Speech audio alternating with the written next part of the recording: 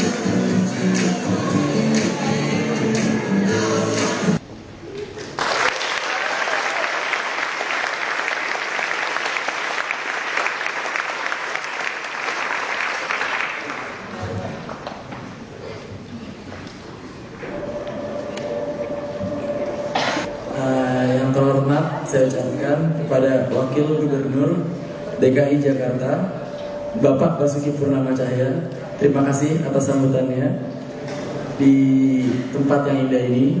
Dan kemudian yang terhormat Bapak Direktur Kemahasiswaan Universitas Indonesia, Bapak Arman Nevi. Yang terhormat Dekan Fisip UI, Bapak Bambang Sugi Lesmana.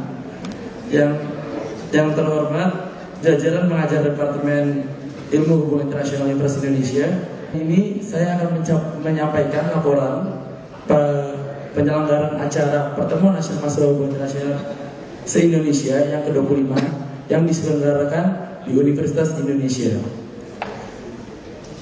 Selama 5 hari kebelakang, kita telah melaksanakan Pertemuan Nasional Mahasiswa Hubungan Internasional se-Indonesia dengan tema Upholding the Pledge Nationalism in Indonesian Foreign Policy, dengan peserta dari 31 universitas dan 228 peserta dari koordinator wilayah 1 sampai koordinator wilayah 6 dari Forum Komunikasi Mahasiswa Hubungan Internasional Indonesia.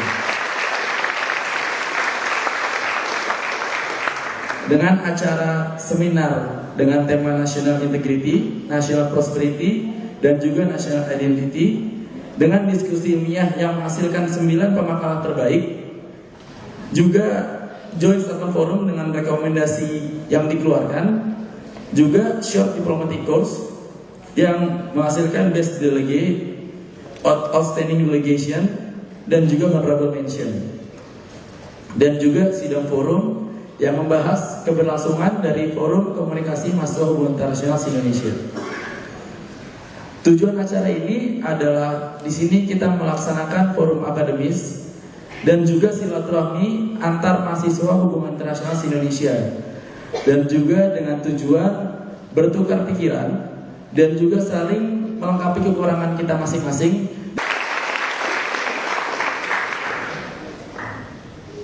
Terima kasih kepada Saudara Fadil atas laporannya. Sekarang kita akan mendengarkan pidato dari Wakil Gubernur Provinsi DKI Jakarta, Bapak Basuki Cahayapurnama. Hadirin sekalian, mari kita sambut Bapak Basuki Purnama. Profesor Bambang Sergi Laksono, bukan BCL ya, BSL ya. Saya hormati Pak Arman Nevi, Direktur Kemahasiswaan, Ibu Nurul, juga ini apa, kepala apa? Ya, program. Saudara Fadil Muhammad, ya, para pengajar mahasiswa Fakultas Ilmu Sospol ya, UI, juga seluruh mahasiswa di seluruh Indonesia yang hadir. Selamat malam, salam sejahtera untuk semua. Pertama-tama saya ucapkan selamat datang ke Balai Agung, Balai Kota. Ini katanya semua pengen jadi diplomat ya. Saya paling susah ketemu diplomat, jujur aja. Kenapa? Karena diplomat itu kalau dia bilang yes itu artinya itu masih maybe tuh. Kalau dia bilang maybe itu masih no kan. Kalau dia no, there is not a good diplomat kata gitu ya. Kalau dia bilang no diplomat kan, itu kita ketemunya susah. Beda dengan cewek katanya. Kalau cewek kalau bilang no itu artinya masih maybe tuh. Kalau dia bilang maybe itu pasti yes juga. Kalau cewek bilang yes, she is not a good woman. Itu memang.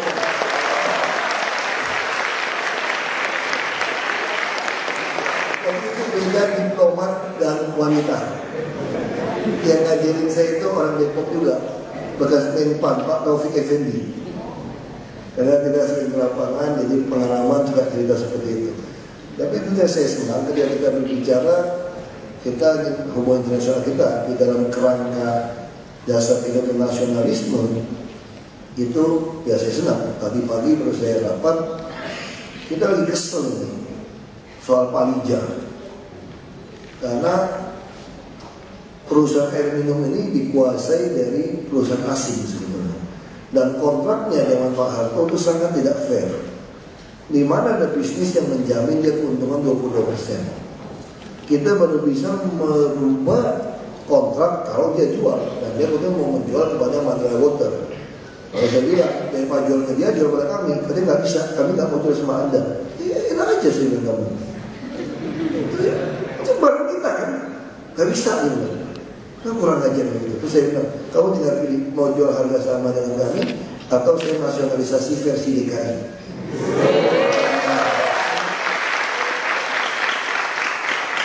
Makanya saya bukan diplomat yang baik jujur aja. Kalau dia tulis surat kepada Prancis, kalau dia datang ke sini, bekas mantan Menteri Perdagangannya jadi penasehat, duduk sini satu meja sama saya. Terus dia bicara. Saya bilang sama aja, kalau dia mau jual pada kami. Kita bisnis ke bisnis, saya masih baik hati loh, saya tawarkan yang baik. Ya. Kalau yang langkah berikutnya, saya betul-betul sita. Daripada saya menuntut Anda mensuan dari luar negeri, keluar habis uang, kamu yang suruh saya. Terus kalau saya kalah, emang mau kirim tentara Perancis ke sini. Biarin aja saya bilang.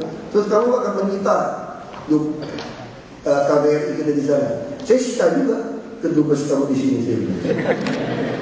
Nah, akhirnya dia bilang oke, tawar-menawar. Tadi laporannya apa? Ternyata dia tidak membuka dividen 150 miliar sudah dibagi-bagi kurang ajar. Tujuannya bisa mau harga yang sama, ya nggak bisa. Jadi kita putuskan rapat, kasih tahu dia, kasih 1 bulan mikir baik-baik. Kalau kamu tidak mau, kita tendang kamu keluar sita aja. Kita tahu baik-baik tidak mau. Nah ini saya kasih contoh. Kalau tidak sekolah di ilmu sosial politik, kayak saya gitu kelakuannya. Kalau saudara-saudara pasti beda. Diplomat tidak boleh bilang no kan. Ya hanya ada yes, maybe. Itu cuma 2 aja. Padahal walaupun artinya tetap no sebetulnya gitu loh. Nah ini satu hal yang menarik. Saya kira kalau kita semua bisa punya nasionalisme yang bukan yang sempit, yang miring atau yang tanda kutip. Karena pendiri negara ini mendirikan negara ini dengan satu konsep yang sangat jelas. Nah saya pernah diundang ke Amerika tahun 2008 ketika ada konvensi Obama. Kita ketemu senatornya. Ada dari Jepang, dari Korsel, juga ada dari Jakarta, ada dari Surabaya, ada. Menarik sekali gitu. Ketika ketemu yang dari Korea Selatan, ini si senator dari Republikan ini agak biasa kan lebih kaya dia. Saya lihat gedung kantornya luar biasa, kali gede, utuh, papannya, lantainya, dia orang kaya banget. Pasti turun dengan orang kaya. Dia bilang ini ke Korea Selatan. Kalau saya presiden, if I was a president, I will pull out my troops today from your country. Wah yang Korea Selatan langsung lemas diem gitu. Yang Jepang juga diem. Terus dia ini Indonesia gimana? Wah kurang ajar ini. Jadi ini Indonesia langsung todok saya kan. Terus saya langsung jawab dia begini. Dia tanya ini, gimana soal jaminan sosial di Indonesia? Saya bilang gampang. Rakyat kami hanya butuh $15 1 bulan. Si pensiunan sudah punya harga diri. Jadi kan Rp5.000 bisa ngopi dong, beli kue kopi 2.000 bisa kan? Karena kan tinggal orang anak menantu, dia punya harga diri. Mana bisa hidup dari $15? Terus saya tanya, kalau kamu di Amerika gajinya $100 per hari, kaya apa miskin? Wah itu mah sopirnya dapat $5.000 katanya, $100 $3.000 Pak, orang biasa. Nah itu persoalan bangsa kami. Kalau bangsa kami punya penghasilan tetap $100 sebulan, udah kredit motor. Kita bisa beli makanan, mancing. Itu bedanya. Kalau bangsa kami saya bilang. Wah terus dia pindah lagi. Gimana demokrasinya? Dia bilang. Ini kurang ajar kan. Terus saya tanya lagi. Kalau Obama itu Muslim, kira-kira kalian pilih dia atau tidak? Gak usah jawab. Nah, kalau gitu lu gak usah ngajarin gua demokrasi. Kamu belajar dulu di kampung saya Laskar Pelangi Belitung Timur. 93% Muslim, setengahnya Masyumi dulu. Pilih Ahok jadi bupatinya lu. Artinya kami lebih pintar demokrasi daripada Anda. Ya gak usah ngomong. Oh dia udah mulai gigi kan. Terus saya nggak mau kalah. Saya bilang, coba Anda lihat lambang burung elang Anda. Kami juga lambang burung elang kami tapi Sanskerta di Garuda Pancasila. Kalian itu tidak gentleman sebetulnya bangsa Amerika sih. Wah, dia udah kaget nih orang ajar Indonesia nih, yang dianggap tidak punya human rights lah, yang melakukan macam-macam, melanggar hamburger kalau saya pikir. Saya bilang ini pelajaran, kalau biasa kan belajar yang benar, ilmu sospolnya yang benar, sama Prof. Bambang, sama Bu Nurul itu yang benar kan. Malam ini belajar yang nyeleneh dikit. Kita mesti out of the box, Israeli itu kan. Terus saya bilang begini, coba lihat, itu pita Bhinneka Tunggal Ika Anda, kan Ibnu lulus untung kan, dia pakai bahasa Latin, kita bahasa Sanskrit, itu membuktikan bangsa Amerika itu pragmatis, tidak konsisten, tidak gentleman. Coba kalau burung pelangnya mau makan gimana? Dipik paruhnya, masih dilepas dong, pitanya mau makan. Berarti pita Bhinneka Tunggal Ika kamu pergi. Nah, kalau bangsa saya, pendiri bangsa kami jelas. Ini kita harus digenggam terang. Seperti anak muda bilang, gue bingung nih, pegangan dong kalau bingung ya.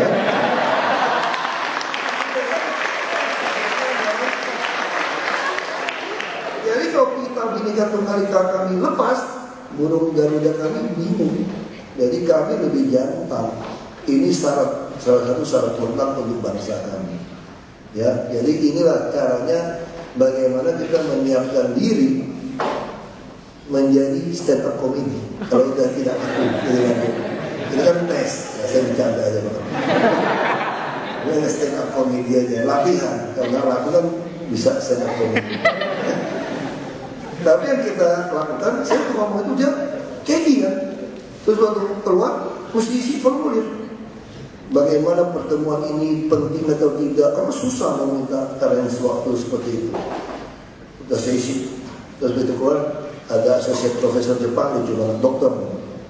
Dia tanya saya, kamu pasti tulis hingga orang tidak menyenangkan katanya.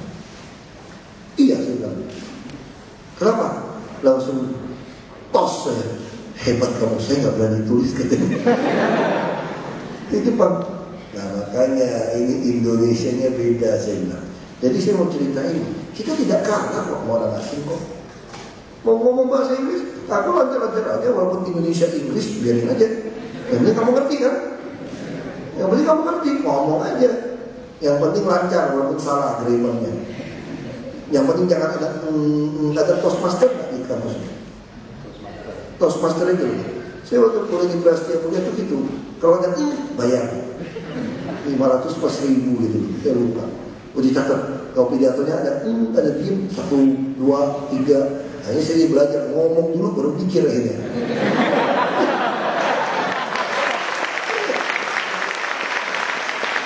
Karena kalau mikir dulu kan, ada diem kan. Jadi kita harus melakukan sesuatu, ngomong dulu baru mikir. Ini baru namanya generasi kreatif. Kamu aja nggak tahu mau ngomong apa, apalagi orang lain. Udah ngomong belum sadar kan, itu namanya kreatif. Nggak bisa tiru orang gitu. Nah ini hanya saya mau share saja. Tapi saya sangat yakin generasi kita ke depan kita tuh betul-betul sejajar dengan bangsa lain. Tadi baru saya tinggalin rapat ada bule, wah cerita macam-macam. Kita kasih ada gratis ini sistem 1 tahun. Terus saya tanya, Anda terus ngomong gratis, habis 1 tahun itu apa? Saya bilang, pasti kamu minta uang kan? Minta uang lebih kita ngomong dulu sekarang. Tapi pas tahun semua barang ditarik, saya kan ada laporan 200 juta. Oh memang tidak ada makan siang yang gratis katanya. Tapi kami betul-betul pengen menolong Anda. Kalau mau nolong ya gratis terus, saya bilang gitu kan. Kalau Anda mau datang ya mau nolong. Kalau Anda mau jualan barang, tinggal bilang ini barang kami jual 1 tahunnya free. Terus macam-macam. Kasih tahu saya harga betul. Kita butuh seminggu. Katanya sudah pelanggan seluruh dunia membantu banyak negara. Masa nggak bisa tentukan? Wah, saya datang saja terus bilang kami membantu. Ya membantu ya kakak bayar, saya bilang gitu kan. Akhirnya saya bilang mohon maaf nih, saya nggak mau ngomong lagi sama kamu, saya pergi aja. Kadang-kadang, ya ini sekali lagi ini contoh yang tidak baik dari seorang diplomat. Karena saya bukan diplomat. Itu bedanya dengan saudara-saudara yang sekolah diplomat. Nah ini harus kita lakukan. Terus ada hal lagi yang kami lakukan di sini, misalnya apa? Ini pelajaran dari Pak Jokowi. Misalnya contoh, Ini hasil kajian, tahun depan ini akan macet total. Karena pertambahan mobil ini 1,2 juta terus, jalan tidak bertambah, pasti macet total ini. Nah, gimana caranya supaya orang ada yang kosong? Ya stempelkan dia busway. Bus itu dituntut kami ke Bani, salah satu operator kami kalah. Dia suruh bayar 23 miliar. Kenapa? Karena kontrak mengatakan dia investasi bus itu sehari satu bus bisa jalan 270 km. Karena Transjakarta ini busway tidak pernah steril, dia hanya dapat 200 km. Ada yang 220, ya dia rugi kan. Waktu dia beli bus seperti itu. Kita suruh dia tambah bus, ya dia mau nambah aja dia rugi. Tidak pernah steril, kita sterilkan dulu. Buktinya 9 tahun tidak pernah steril. Jadi bus Transjakarta itu selama 9 tahun harusnya minimal 1.200 unit, kalau sampai malam bisa 1.700 unit. Yang punya tuh nggak sampai 600 unit, hanya 579 unit. Itu sudah kami tegaskan, hanya 460 unit yang beroperasi. Ini tentu masalah. Nah sekarang kami sebagai orang politik, pemilu kan tinggal 5 bulan ini, 9 April 2014. Kalau gitu kenapa cepat-cepat disteril? Semua pada maki-maki kami kan. Kalau beli bus kan butuh waktu. Kalau kita tidak sterilkan dulu, orang tidak mau invest. Ya sudah, kami katakan kalau tunggu April lebih parah lagi macetnya. Bisa belum 10 baru datang bus. Kalau kita sterilkan sekarang, mungkin Februari sudah mulai masuk bus. Yang Kopaja sudah mulai masuk. Tapi akibatnya kita bisa nggak laku. Orang bisa marah. Jadi Pak Jokowi katakan, nggak usah pikirin, ikhlaskan saja. Yang penting ada solusi, termasuk membangun MRT, kita membangun pertemuan sebidang kereta api dan jalan, membangun busway yang layak. Itu semua kan membuat lebih macet Jakarta. Dan ini semua selesainya lewat 2017 tadi. Kami kan 2017 harus dipilih kembali. Oke ini sekarang sih orang masih senang sama kami kan. Belum ya, setahun masih siap jebel. Kalau 2 tahun masih belum, masih maklum. Kalau udah tahun keempat masih sama, ya udah habis. Pasti kutukin orang. Nah ini berarti kalau kami ikut 2017 bisa nggak laku.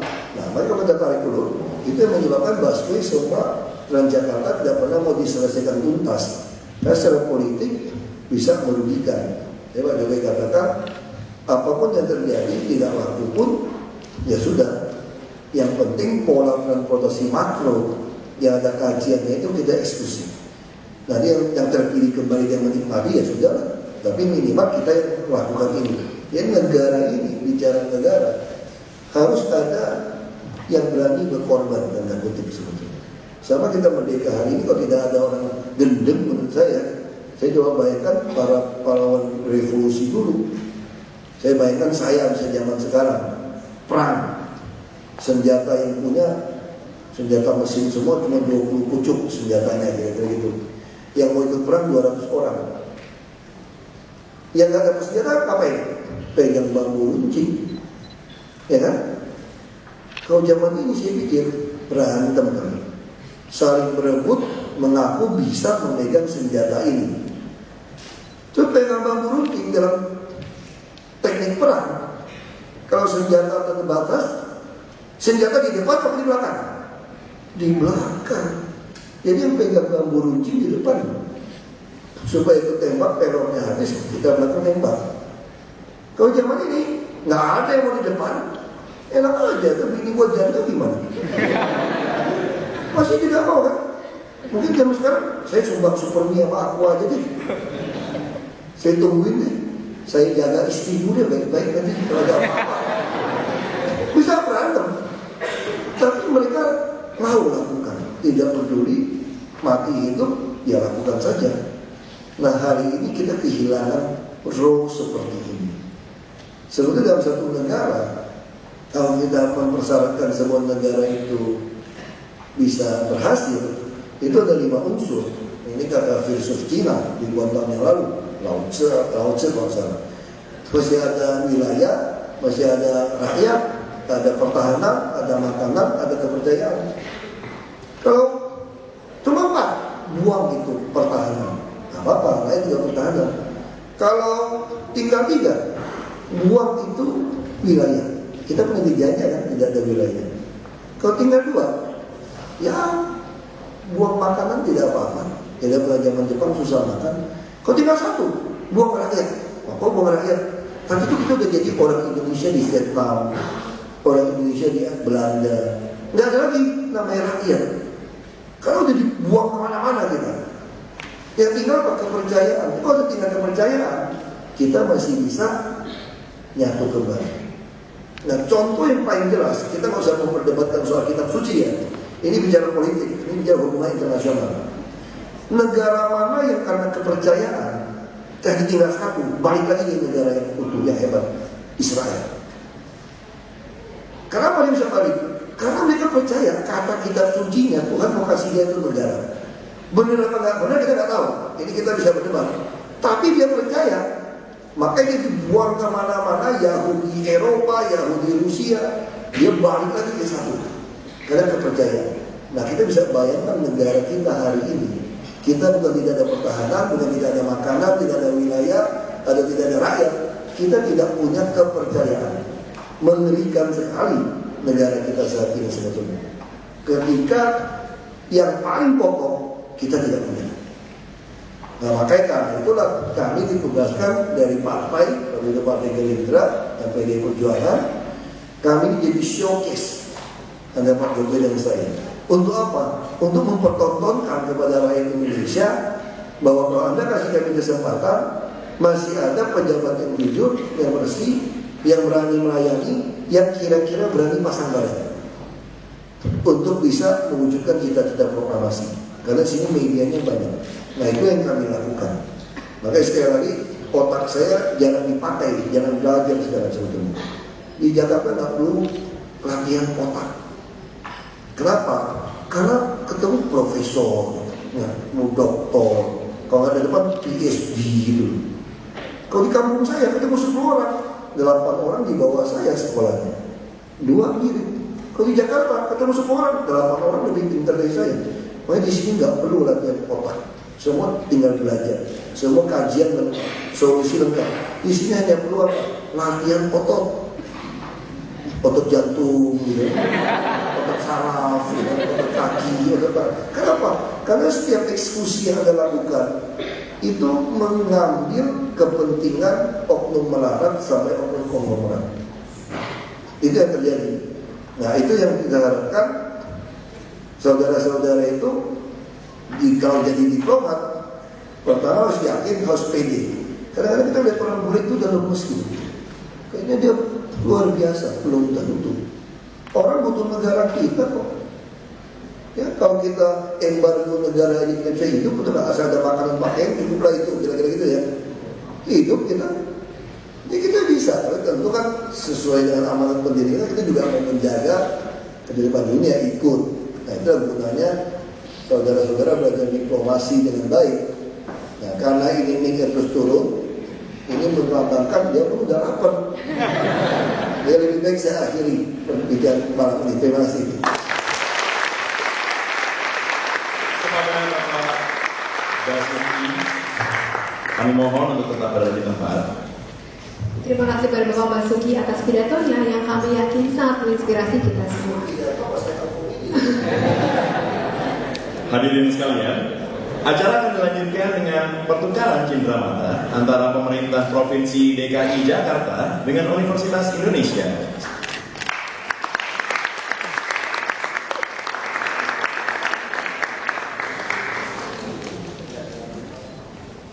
Saya itu termasuk yang gagal itu yang gagal suri.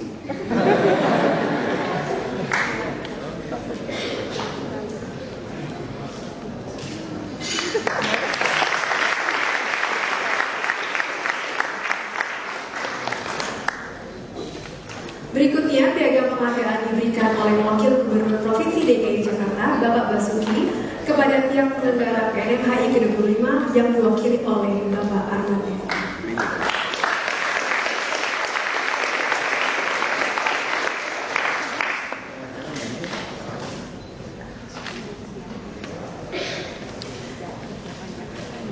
Terima kasih kepada Bapak Basuki dan Bapak Arman Evi.